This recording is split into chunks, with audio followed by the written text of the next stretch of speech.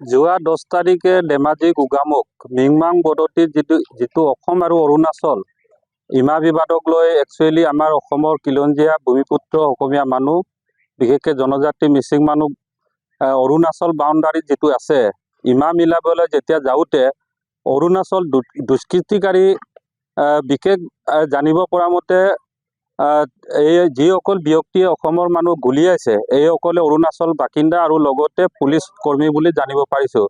গতিকে তেখেতসকলে অন্যায়ভাৱে আমাৰ মানুহক গুলিয়াইছে। গতিকে এই যিসকলে অন্যায়ভাৱে গুলিয়াইছে আমাৰ অসমৰ মানুহক, গতিকে আমি তাৰ যেটো প্ৰতিবাদ কৰিবলৈ বাধ্য হৈছোঁ আৰু অতি শীঘ্ৰে এই দুষ্কৃতিকাৰী কেইটাক অৰুণাচল চৰকাৰ আৰু অসম চৰকাৰে পুলিচ বিভাগে কৰায়ত্ব কৰিব লাগে আৰু জেল হাজত দিব লাগে আৰু কঠোৰতম শাস্তি দিব লাগে। আৰু যেতিয়ালৈকে এই যিকেইটা ব্যক্তিয়ে অন্যায়ভাৱে গুলীবৰ্ষণ কৰিছে তেখেতসকলক জেল নপঠিওৱাৰ ক্ষেত্ৰলৈকে আমাৰ মিচিং ছাত্ৰ সন্থা TMPকে অৰুণাচলৰ পৰা যিটো অসম যোগাযোগ ৰাস্তা নেশ্যনেল হাইৱে আৰু যিকোনো ৰাস্তা পথ অৱৰোধ কৰিবলৈ বাধ্য হৈছে।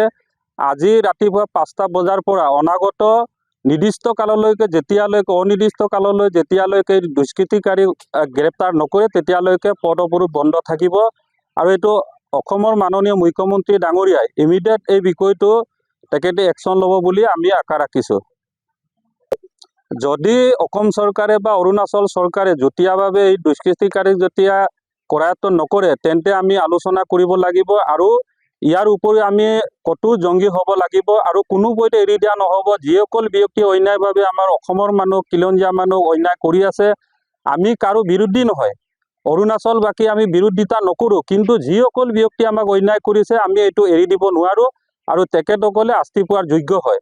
আৰু ইয়াৰ উপৰিও যদি পথ অৱৰোধ কৰাৰ স্বত্তেও যদি চৰকাৰে গুৰুত্ব নিদিয়ে তেতিয়াহ'লে আমি ইয়াতকৈ জংগীভাৱে আমি ৰাজপথত ওলাই আহিবলৈ বাধ্য হ'ব।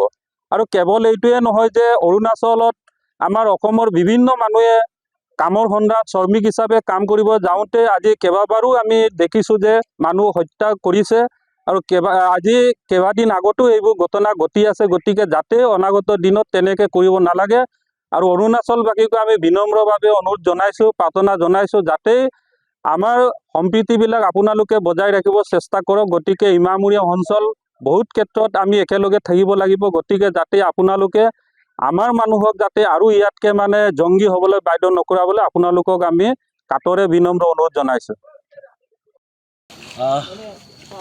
আমি সকলো অৱগত যিহেতু আজিৰ পৰা প্ৰায় 2 দিন আগতে গোগামুখ চাৰ্কুলাৰ যি ৰেভিনিউ চাৰ্কুলাৰ যি এক অৰুণাচলৰ কিছুমান দুৰ্বৃত্তকাৰীয়ে যি মৰ্মৰভাৱে গুলীচালনা কৰি অসমৰ নিৰীখ খাটি খোৱা জনতাক যি ধৰণে হত্যা কৰাৰ চেষ্টা কৰা হৈছে এই হত্যা কৰাৰ চেষ্টাক আমি দুৰ্ঘোৰ বিৰোধিতা কৰিছোঁ।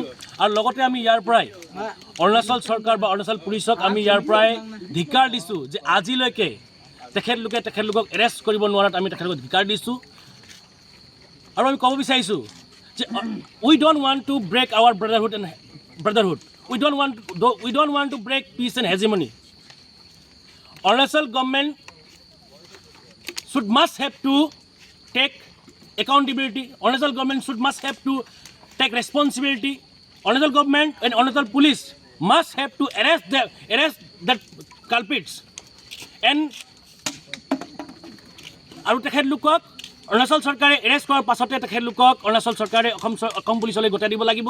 আৰু অৰুণাচল চৰকাৰ আৰু অৰুণাচল পুলিচে এটা কথা জনা উচিত যে এইখন অসম লাচিতৰ অসম আৰু এইখন অসম মূলাগাভৰুৰ অসম। তেখেতলোকে পাহৰিব নালাগে যিহেতু যি ধৰণে তেখেতলোকে অসমৰ নিৰীখ জনতাক অসমৰ নিৰীখ লোকসকল যিজনে গুলী মাৰি তেখেতলোকে মৰাৰ চেষ্টা কৰিছে ইয়াৰ আমি দুৰ্ঘোৰ বিৰোধিতা কৰিছোঁ। আৰু যেতিয়ালৈকে আমাৰ ভাইসকলে আমাৰ দাদাসকলে ন্যায় নাপায় যিসকলে গুলী খাইছে তেতিয়ালৈকে কিন্তু যি ধৰণে আজি আমি ইয়াত পথ অৱৰোধ কৰিছোঁ একেধৰণে পথ অৱৰোধ হৈ থাকিব। অৰুণাচলৰ দানা পানী অসমৰ পৰা চলে আৰু তেখেতলোকে অসমৰ মানুহেকো গুলী মাৰিব আৰু অসমৰ মানুহ শান্ত হৈ থাকিব বুলি তেখেতলোকে ভাবিছে নেকি? এই কথা কিন্তু কেতিয়াও নহ'ব।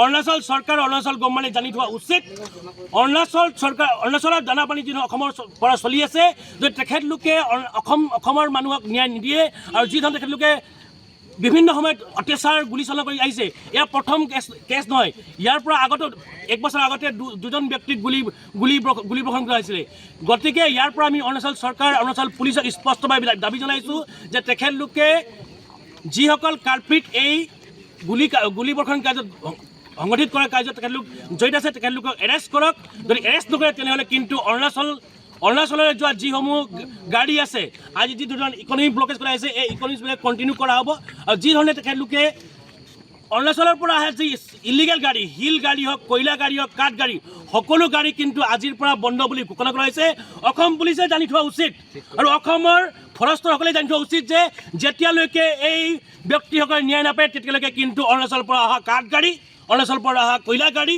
অৰুণাচলৰ পৰা যি শিল বালি যি গাড়ী সকলো গাড়ী আজিৰ পৰা বন্ধ কৰা হৈছে আৰু তেখেতলোকে এই বস্তুটো কিন্তু গুৰুত্ব সহকাৰে লোৱা উচিত আৰু আমি তিনিচুকীয়া জিলাৰ SP মহোদয়ক আমি অনুৰোধ জনাইছোঁ যেতিয়ালৈকে এইসকল ব্যক্তিয়ে ন্যায় নাপায় তেতিয়ালৈকে কিন্তু এই সকলো চিণ্ডিকেটৰ গাড়ী বন্ধ হ'ব লাগিব যেতিয়ালৈকে অৰুণাচল চৰকাৰে তেখেতলোকক এৰেষ্ট কৰি আমাৰ হাতত বা অসম পুলিচৰ হাতত গতাই নিদিয়ে তেতিয়ালৈকে কিন্তু অৰুণাচলৰ ব্যক্তিসকলৰ কাৰণে দানা পানী বন্ধ কৰা হৈছে বুলি ইয়াৰ পৰা ঘোষণা কৰিছোঁ যিকোনো খবৰৰ বাবে যোগাযোগ কৰক 9181 307 221 আমাৰ এই নম্বৰত।